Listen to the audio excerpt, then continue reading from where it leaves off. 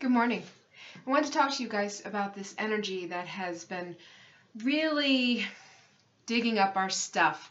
One of the biggest components that I'm seeing is that many are feeling anxiety and depression. And I was talking to a client the other day and he just described it absolutely perfectly because he said it's like all of a sudden it's back. Many of us thought, I really thought I got over this hump, but now I'm seeing it again. I'm seeing that, whether it's the insecurities, that's a big one coming up. The self-worth, the self-doubt, the self-hate. It's coming up, and it's all coming up so you can look at it and go, I can love me now. I can love me completely. I can love me for my good. I can love me for my bad. And it's the only way that we're going to get through this. And so many times we look at when we have fear and anxiety and we judge it. We say, why do I have this? What is wrong with me? There's nothing wrong with you. You are going through one of the biggest processes out there. And we haven't done this before. The human body has not done this before. So it gets confused. It gets scared. And our job is to love it.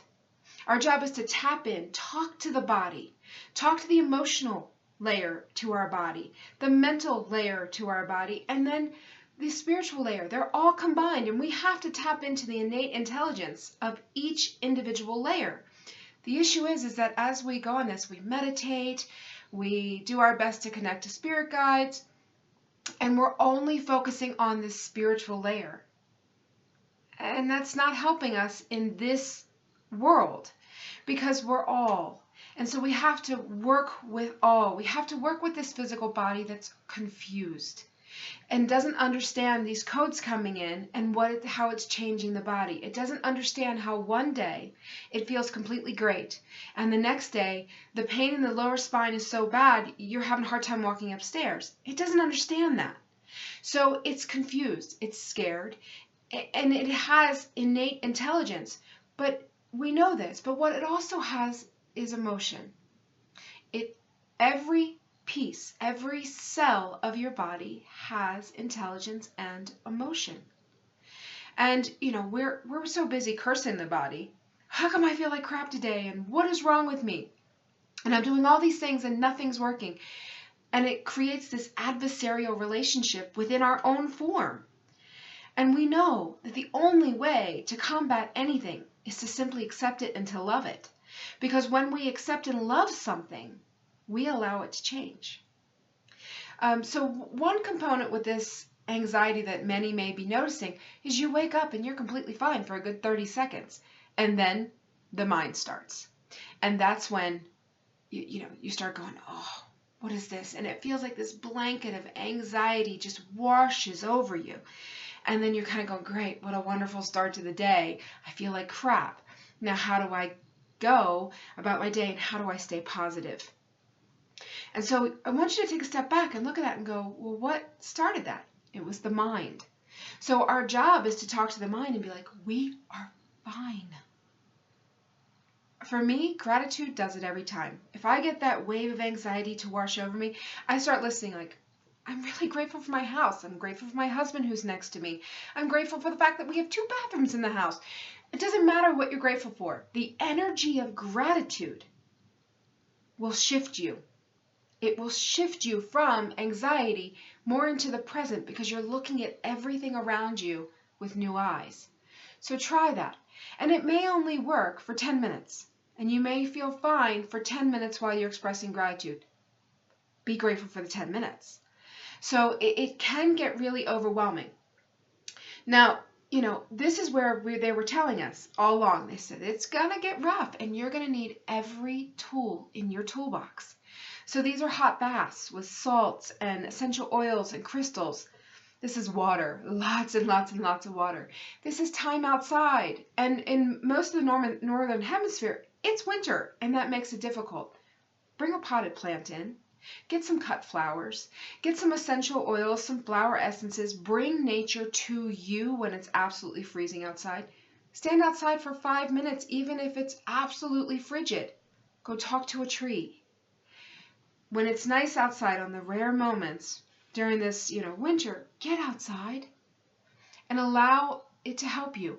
Go sit by a sunny window. I've got a couch and the sun comes in through the bay window, and I sit on this couch, and I can't even see because the sun's so bright in the afternoon. It just shines right in. And I just sit there and I just accept the rays. And yeah, it's through a window and I'm nice and cozy and warm, but I still feel very connected to the earth and to the sun, which is really important.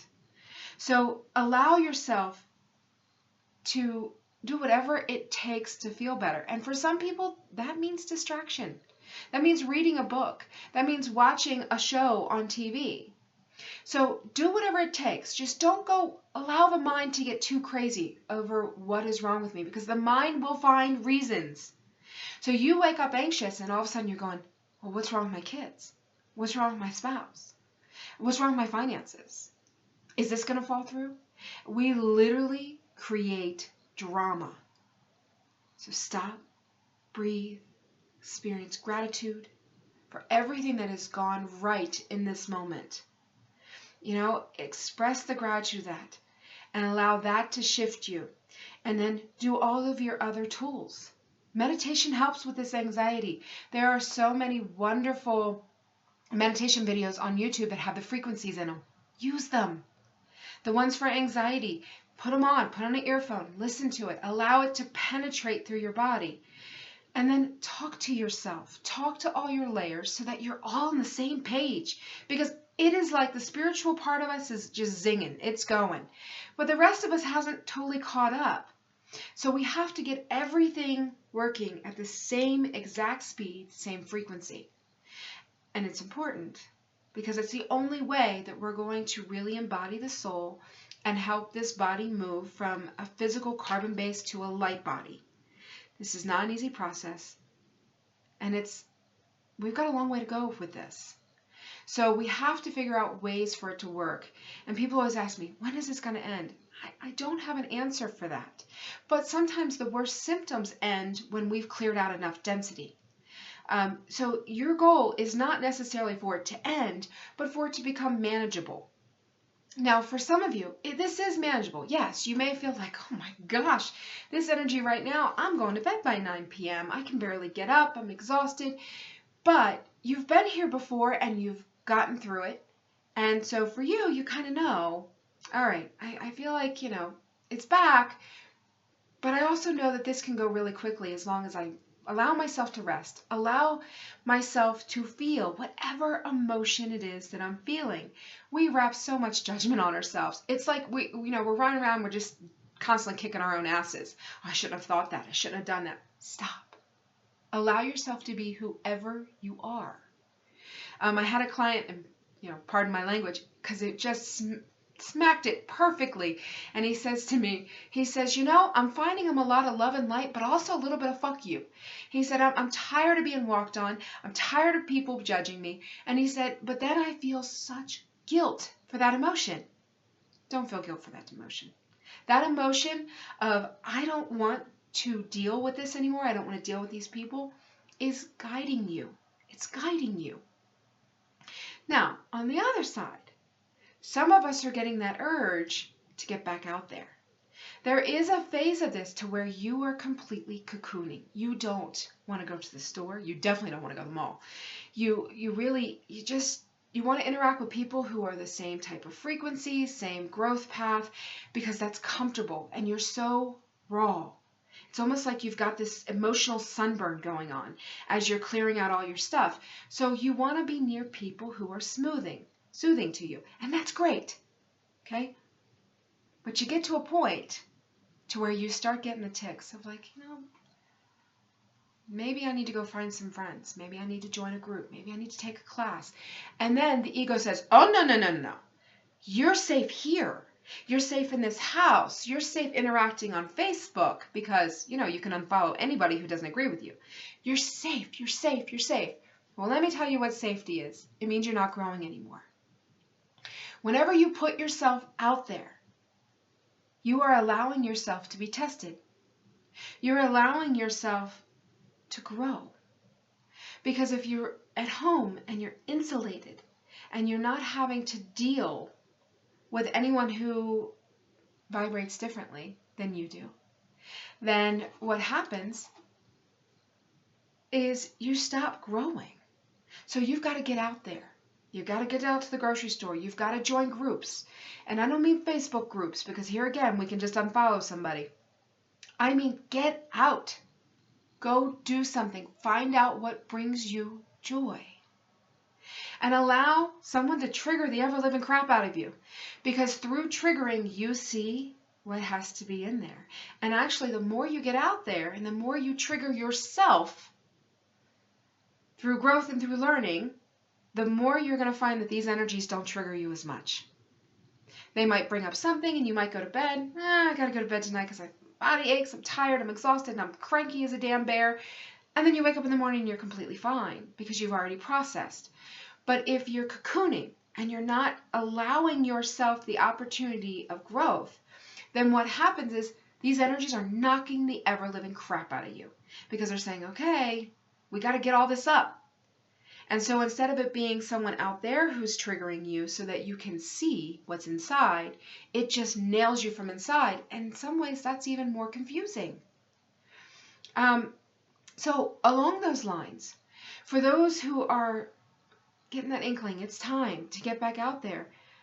What they've been sharing with me is say yes. Say yes to every opportunity. Say yes to all the thoughts of, should I do this or should I do that? Yes, do it. It doesn't mean you have to do it. It just means you're saying yes to the possibility. So for instance, we're laying in bed, my husband and he's talking about this Sprinter van that he wants to buy. I personally think they're really ugly. No offense to the Sprinter people. And, they're pretty expensive, but you can deck them out so that you can go away for a weekend and stuff like that. And that's what he's got in his head. He's like, oh, mountain biking excursions, and we can go run off and go camping and all this other stuff. And 9 times out of 10, I've always said, no, we can't afford it. No. How about if this? Well, just, what if we just find a good camping spot? Always a reason as to why we can't. And so as we're laying in bed, I was getting ready to say, yeah, right, honey. And I heard so clearly, say yes. And in my head, I said, well, wait a minute. That's a lot of money. If I say yes to this, where's this money going to come from? And they said so clearly and so beautifully, it will never come if you say no to it. And so I looked at my husband and he said, so, what do you think? And I said, sure. If it works out, it works out. And then, as I'm continuing my dialogue with my guides, with my higher self, actually, and he's continuing talking to me all about everything he's going to put in his Sprinter van. I said to him, but, how? I don't understand. And they said, when you say yes to an opportunity, it doesn't mean you have to actually get the Sprinter van. But what you're saying yes to is the pathways that can be created. And what they explained was, we say no so much. I can't afford it. I can't because it's not what I want in my life. And we come from this stance of no. There's always an excuse. There's always a reason. And what they're saying to me is, say yes. Say yes. Say yes to the opportunity. It doesn't mean you have to say yes when it comes time to actually look at the van, because who knows, that saying yes may have opened doors to where that van isn't really what you want anymore. But it would open doors to something different, maybe something better, maybe a better compromise, like something with a toilet. So it's interesting to me that, they so clearly were like, stop saying no. Stop saying no in your life. And allow all the possibilities to come in. And, and they really said to me, there's so many opportunities that get brought to us. And we turn them down because we think we can't. So, here we are, we're the human, and we've got this soul up here working to help us. And they're opening doors. And the human's going, I can't see how that's going to work with the logistics of my life and what I want, so I'm going to say no. And the higher self is going, oh, gosh, if they had just walked through that door, everything else would have fallen into place. But we stop ourselves often. And so it was really interesting in this conversation I'm having with them. They pointed out the fact that when I left high school, I wanted to go away to college. All my girlfriends were going away to college. It was just, I just wanted to live on campus. I wanted that life, and I had no money. So it was community college, and I was pissed. Point blank. I was so annoyed at community college.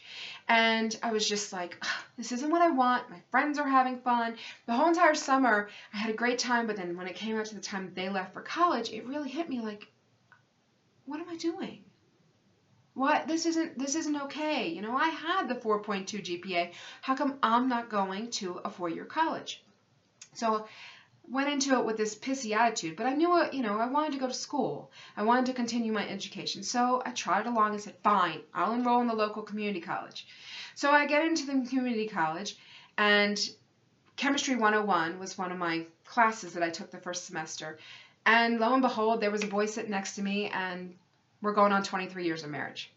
So who's to say that the opportunities that are presented, that even if we don't want it, and we have this deep resistance to it, isn't our higher self saying, come on, just walk this path. Just walk this path. Because there's really great things here for you. And we don't get the bigger picture. Now, having said that, we have to trust ourselves. There's some things that you're going to be like, no, But you have to make sure that it's the higher self from this beautiful open heart space saying no to something, and not the ego. Because there can be resistance within us that force things and make us think, I don't want that. That's not for me. It's not lining up. So we have to really make sure that what we're doing is consistently operating from an open heart space. And fear and anxiety close it down. Worry closes it down. So this is the task for us. Can we live worry-free? Can we live anxiety and fear-free, even for just a moment, so that this heart can open up so that we can get the clear guidance that we need? Because if it's not, we're not allowing ourselves to truly get the guidance. And we need to. So it's very much like they were saying to me, like everything as an opportunity. Explore it. You know, and we don't have to say yes at the tail end of it before signing on the dotted line, but we can say yes enough to the opportunity, yes enough to exploring. And this is particularly with the thought of, we got to get back out there. So we've got to, stop cocooning. We've got to take this light that we have now held and put it out back into the world so that other people can be affected by it. And so that, yes, we can be triggered, and from that triggering, we can figure out more of what's going on within and grow. So I want you guys, I'm going to walk you through something really, really quick and to help you with this anxiety. And this is something that when I was really going through the anxiety, that my highest aspect showed me. Okay, so if you could just close your eyes for a few minutes. Just relax and deep breathe. And I want you to picture yourself on a beautiful beach. But not the crashing wave type. It's slow, almost like a bay beach. But there's waves coming in like the Gulf. And they're just coming in and they're beautiful. And allow yourself to sit on this beach, right at the edge of the water, and take in the birds and their sounds and the smells. And feel the sun, how it's beaming down on you. And it's absolutely gorgeous. And go into the water just enough so that if you lay down, waves will wash over you. So lay down so that a wave can come up and it only gets to about your neck, so you don't feel like you're going to drown. And then it just gently washes away. And then a new one softly, slowly comes and laps you again. And it's kind of like this beautiful, warm caress. And now intend all your worries, your doubts, your fears and your anxiety be removed and washed away with each wave. You just feel this wave come up and right about to your neck and then just start receding. And as it does, it pulls from you all these emotions, all that no longer serves. It pulls from you any negative energy you may have attached, whether it's yours or something else.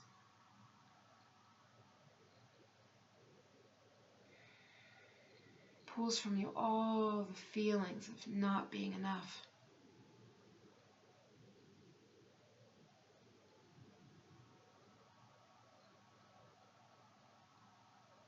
Pulls from you all the anger you may have, all the sadness.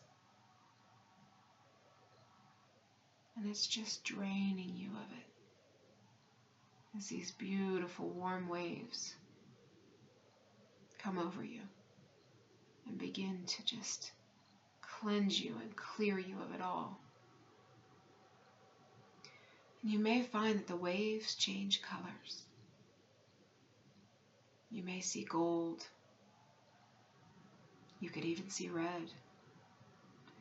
And know that if the waves are changing colors, then it's leading you to understand that there are frequencies that are being given. Frequencies that and colors that are healing you with each wave as it goes. So I'm going to leave you with this exercise. Do this as many times as you need to. And I hope that it brings you some peace within. Until next time, take care of yourself. And so, so, so much love to you.